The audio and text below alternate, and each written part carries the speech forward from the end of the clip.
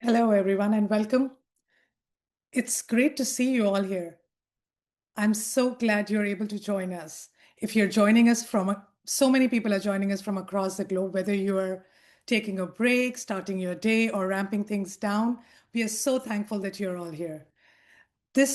I'm Nazia, and I'll be your host for today's session. Before we get into today's walkthrough, I want to take a moment and reflect on the momentum ACCELQ has built over the past year. Before we get into today, recently, ACCELQ was recognized by Forrester's research as both a leader and customer favorite in autonomous testing platforms.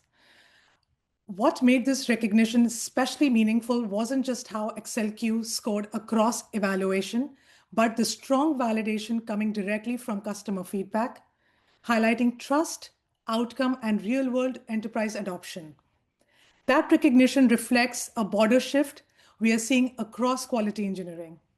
Teams are looking beyond just automation, speed, and coverage, and focusing more on scale, resilience, and governance, especially as application landscapes become more complex and release cycles continue to compress.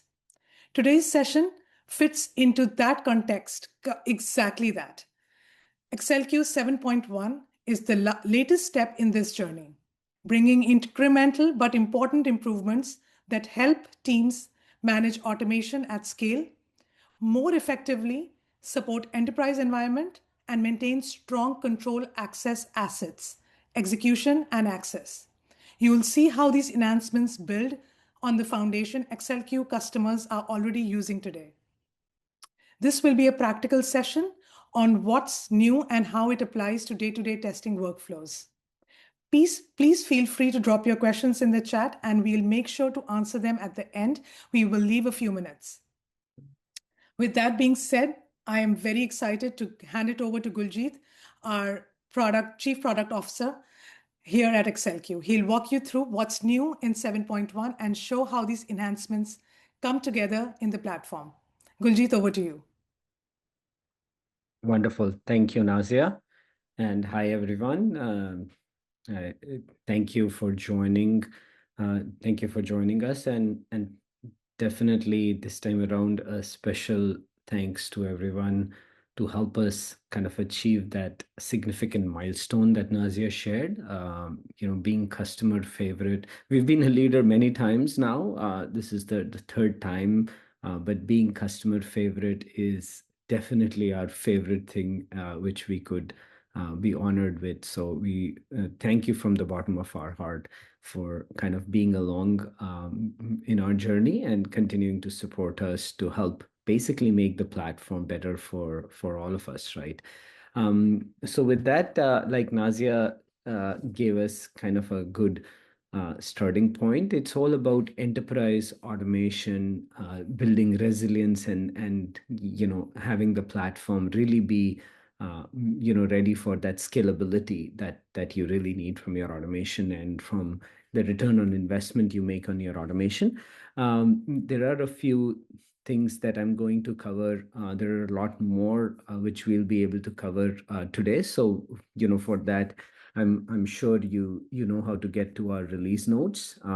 If you haven't been in the community, definitely strongly recommend check out the community portal, right? The 7.1 release notes has everything packaged together nicely with links to the detailed articles and knowledge base.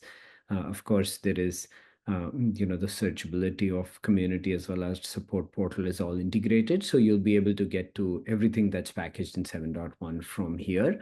With that, let me cover at least the key highlights of what I wanted to cover today on 7.1's release. And then Nazia and Jaz are here to help us with the questions that come up as we walk through different areas, right? So one of the cool things, which was definitely another customer favorite that we all, a lot of us had been waiting for, was the folder organization within ACCELQ in terms of how assets are managed. We're calling it smart folders, and you'll know very quickly what it's all about. But this is a key introduction in organizing your assets within ACCELQ. This applies not just for your scenario management, but also applies across all the asset types within ACCELQ. So how do you manage your context actions, what have you, right?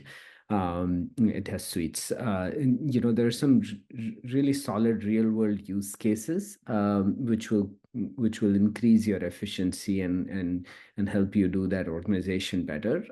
Whether it be kind of different setting up different views, having a capability which has different presets, so that this is not a container or a static folder organization, right? Like in traditional tools used to be. It's more dynamic in nature. So what I really mean by that is easiest to explain kind of, how I demo it. So if I just switch over to a project, this is kind of the traditional view you all have been used to, right? Which is kind of, looking at a flat hierarchy of your scenarios, contexts, or actions. And then, of course, our filtering had become more and more powerful, as we went along. But of course, the challenges were that you had to kind of set up a filter and then look at the filtered view of the scenarios and so on, right? With this capability, you now have a couple of options here. You can of course go back to your list view and do your filtering as you do your searchability, but you could also go to the smart folders view. And then the smart folders view gives you an easy ability to see the hierarchy, and then also manage your presets on how you want different views to look at. If I switch over to my module-based view, I can see various modules, and then within that, I can have multiple hierarchy of different statuses I want to see across those modules, right? Or I could go product type, and then I could see what are the different product types within this project, and then again do it by status category or by status, right? You can bundle your status category, your various statuses into a particular status. Let's say you have three different type of statuses for working in progress, right? So you could manage all of those presets. You could kind of create different type of presets and views. So in a real world example, you could do like have a sprint view versus a traditional view of your module based hierarchy and so on, right? And these presets can easily be managed and edited, right? Give me a second. Let's drag this. So if I go into manage presets, you can actually see you can manage this hierarchy here, as well as if I go on my edit, I can kind of add my custom fields. So other than my anchor fields, which is my status category and status, I can kind of bring in priority. I can bring in, payment methods, whatever custom fields I had created. And of course, this can be done for different type of presets, right? Different views. And this applies, of course, to your context actions or manual test assets and what have you, right? So definitely one of the kind of long awaited things, but the way it has come out is exactly in alignment with the way whole platform philosophy works, and should bring on a lot of that efficiency you needed from your organization. As we share these release notes, you'll be able to kind of get to the detailed article for each one of those, right? And this will help you kind of go through the key concept, the supported entities, how to toggle, navigating the folder type, and what have you, right? So do check this out as you explore more into this particular capability. Let's move on to the next one. The next one's pretty cool as well. We've always had global properties, and there was always a way to get around managing different variants of your application. With 7.1, we've officially released app variants, which is a new dimension similar to your global properties, which you will also be able to select during runtime and execution on different variants of a particular application that you want to execute your automation against, right? There are a lot of other key use cases, but let me cover how the app variants, work, which will give you a better idea in terms of how you can leverage it not just for regions and languages, but a lot more, real world use cases in the different type of applications, right? So let me see if I can go over a scenario. So this is a scenario of booking a flight and verifying its status, right? If I just click on run just to start there real quick, you'll see now not just your application selection from your environment type, but also an app variant selection in terms of, in this case, we've done languages that can be selected, and you can obviously run parallelly across all these languages. If I go into my, my properties, you can manage your app variants right here, right? And you can see, for each of your global property, you can kind of have that permutation combination managed across. Some really good use cases is within your action logic itself, you'll be able to put in conditional statements, right, which will allow you to manage whether it be element properties or you don't need to worry about element attributes anymore, right? You could just basically say that if it's being executed in Greek, use this label, and it would dynamically switch over so that you don't have to worry about element handling across different regions, right? And this represents the form of the application logic or content, right? In terms of whether it be the language or the market, right? Of course, when it's combined with global properties, it gives you that two-dimensional grid, and that can be accessed at runtime also, right? You can also manage it both. For instance, in the element side, you can manage it both for your smart locators as well as for your label-based approaches, right? So with smart locators, you could update your element properties dynamically, again, not having to maintain multiple versions of your elements, or you could, where you're using your text or label based approaches, you could just kind of manage it from that standpoint. So of course brings a lot more configurability to your automation in terms of the dynamic behavior.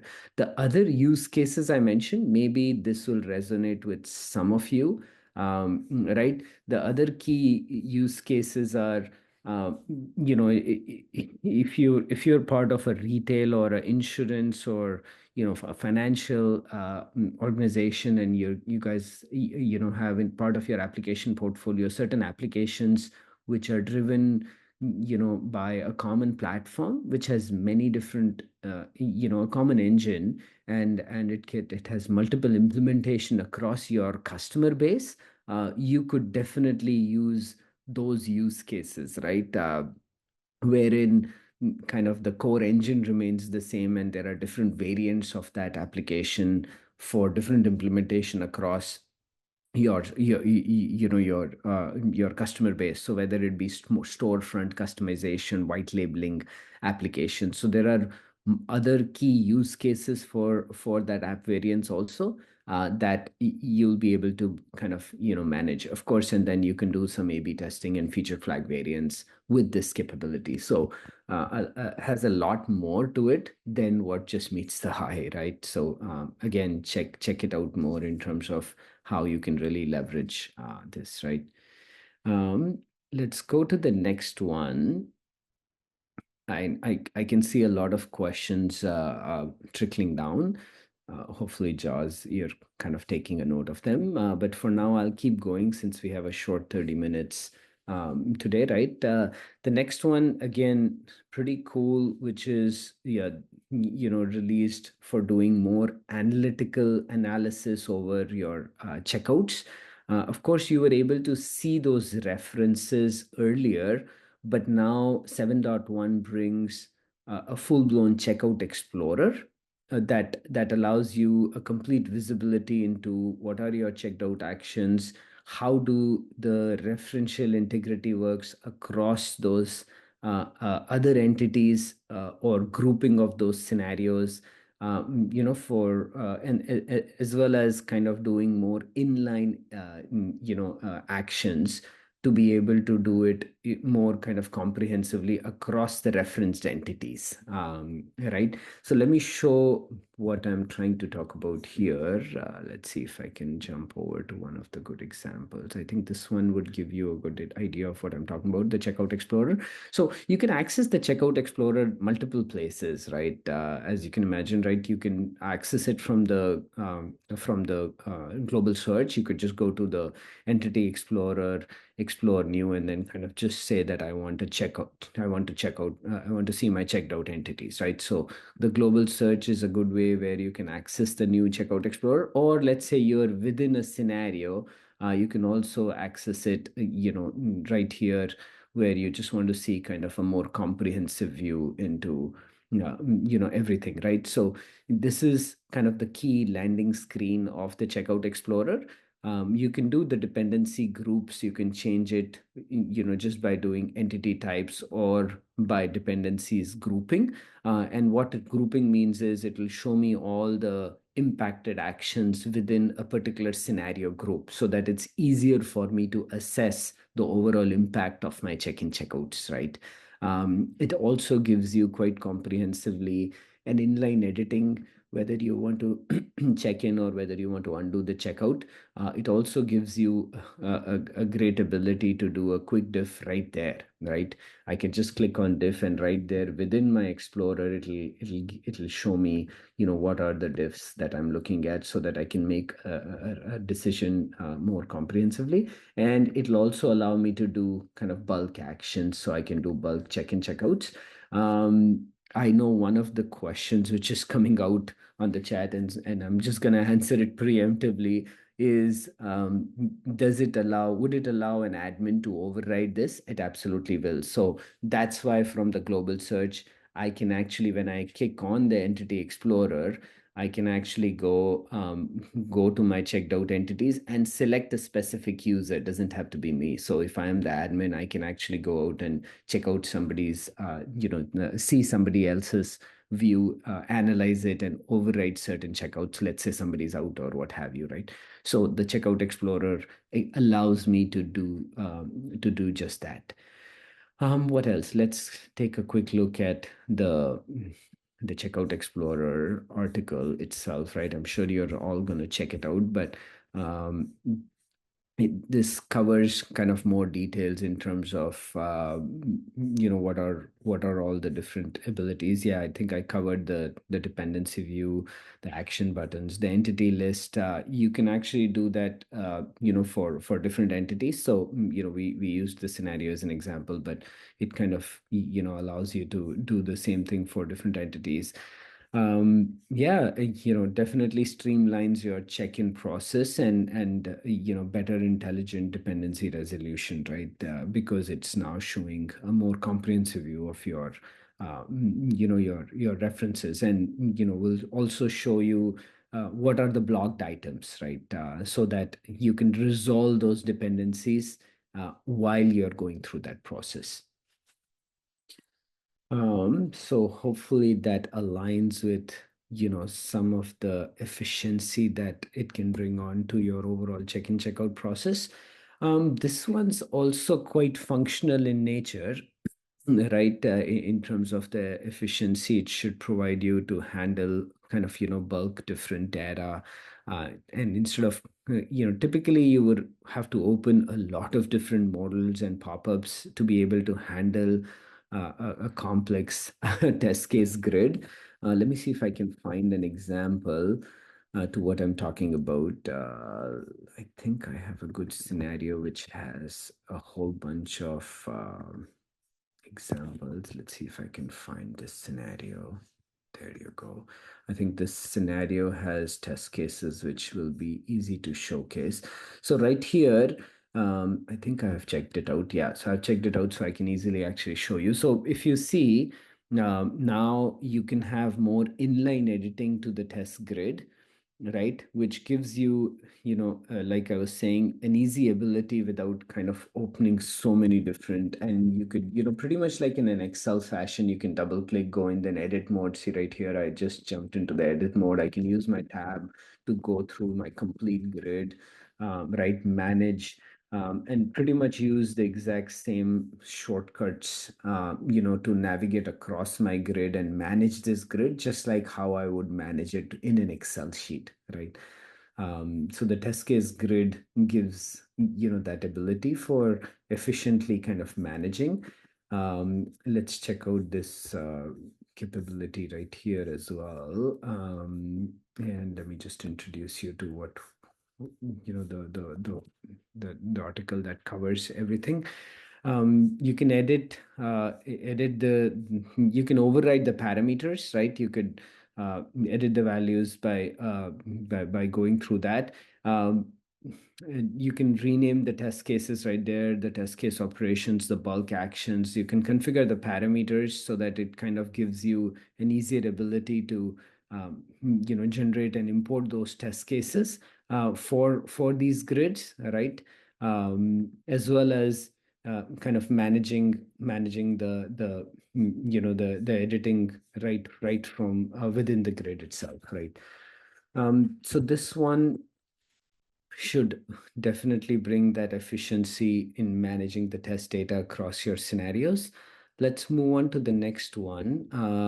The ad hoc execution. A lot of times you would have cases where you just want to test a set of scenarios and don't want to create, don't want to create too much bloat in your project, right? By adding a whole bunch of, additional suites which are not really needed. So now when I click on my run button, I'm able to create an ad hoc suite, not just a test suite and scenarios. And I can create this suite and just select my scenarios and, pretty much similar to how I would filter it down and see, right?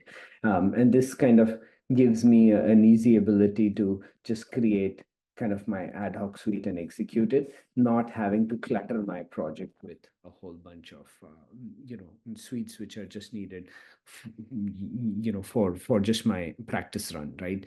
And whether it be a grouping of dependent scenarios or just a grouping of relevant scenarios that I wanted to do, right? So ad hoc suite brings that kind of agility in your execution for temporary collections. I know there are a few questions that are coming up for ad hoc suite also. I just have a couple more items, so I'm going to just keep going, cover that up, and we'll move on to the next item. We'll move on to the questions pretty quickly. So just bear with me for a little bit more. This is something quite exciting. We've always had, kind of fragmented support for SAP testing, and specifically when it comes to SAP GUI automation. But now we have a more full-blown support to SAP GUI automation with kind of native, element management for SAP GUI, as well as, of course, going into from SAP GUI to Fusion. We are, the best in the industry when it comes to going from GUI to Fusion and coming back to GUI, and then of course going across your application landscape, whether it be kind of making API calls, database calls, file testing, or what have you, right? But now GUI is seamlessly integrated into that. Let me see if I can find a good example. So here's a good scenario that kind of shows, your SAP end-to-end flow. We also, other than just having support for various different, interactions within SAP GUI, we also have pre-built command set which can, handle SAP GUI specific actions, whether it be launching and logging into the GUI, or various different SAP commands. If I just start typing SAP, you'll see we have hundreds of commands right here, which basically handle all GUI specific things, right? If I give an example, and if you've kind of used both, your smart locators as well as label-based commands, SAP GUI now works with both your smart locators as well as label commands. So you can see actually this example that I'm using where I'm filling in a new voice, it actually uses both. You could use a label command as well as a smart locator, wherein it actually understands the element and captures the views, and you can interact with the views, even though this was initiated with your SAP GUI, desktop application, right? You can capture those views, handle the elements, explore them, right? Understand the element when you right click, similar to how you would do in Web Recorder. It gives me an easy ability to interact with that element, whether I'm trying to enter text, click on that SAP element, identifying SAP grids, tables, various different nuances. You could do some more traditional things like getting all the buttons or column names so that you could kind of, again, do more lean and mean scripting, right? And even though your GUI lives outside of this browser world, I can easily click on my settings and just add a new SAP view, right? From within my browser itself. So again, just brings more native capability to handling your SAP GUI automation. Um, and check out the support article, which kind of gives all the details of how the smart locator, the label based command, and the complex UI structures work in terms of identifying whether it be the combo boxes, the drop downs, the complex grids, the advanced UI interaction. So it really works with kind of quite comprehensively across the whole SAP GUI landscape, and it supports. I know one of the questions coming down, I'm just going to answer it preemptively, Jaws, is what are the common modules that are supported. So it goes across the board for your GUI. So from financials to production planning to HR to sales and distribution, it covers pretty much everything. And then, like I was showing earlier, it also actually makes sure that uh, your SAP specific commands. I kind of handle what traditionally would have taken a lot more a number of interactions to be able to accomplish this. So more comprehensive set of actions have been packed into a single command, which allows you to basically write a lot less automation on SAP GUI and accomplish a lot more. So obviously your maintenance becomes easier. So definitely one of the key big items as part of SAP, as part of the 7.1 release. I'll keep moving along and we'll quickly move to questions. I know we're running close to the time. Each of these will be shared with you, which has quick, easy access to each capability, so you can kind of jump on and explore more. Um, this one's quite straightforward, but could have become a bit of a nightmare if wrong deletions happened, which did happen once in a while, as much as we can prevent it. But now there is a delete as a separate capability which can be managed within the security groups, so that you can really manage that role and security, right, based on how you want to manage the allocation of deletion of assets across your team, right? So you can pretty much onboard someone with full read write, but not having delete privilege, which can be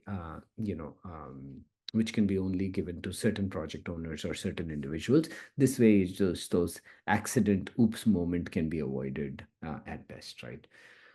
I don't think I need to cover this in the demo, but quite straightforward where you manage your role permissions.